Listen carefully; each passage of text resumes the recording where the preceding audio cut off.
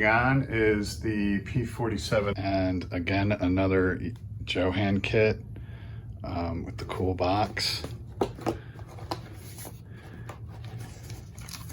And again, my references.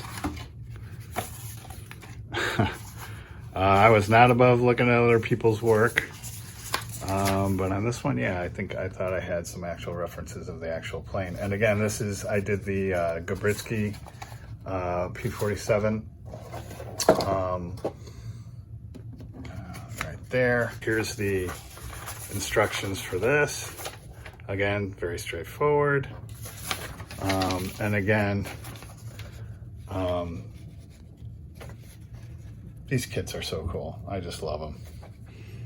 If you get a chance to get your hands on a Johan kit, Johan, I'm not even sure how you pronounce it. Don't pass it up. They're fun. They build a nice little kit. So yeah.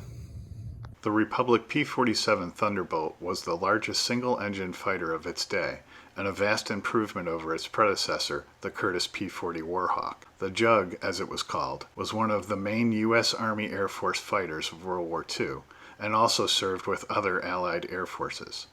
The P-47 was effective in air combat, but proved especially adept at ground attack. It had 8 50 caliber machine guns, 4 per wing, and when fully loaded could weigh up to 8 tons. This P-47 was flown by Lieutenant Colonel Francis Gabby Gabreski when he was commanding officer of the 61st Fighter Squadron, 56th Fighter Group in June 1944. A career officer and pilot in both the U.S. Army and U.S. Air Forces, Gabreski retired a full colonel after 26 years of military service. Credited with 28 enemy aircraft destroyed, he was the top American fighter ace over Europe in World War II.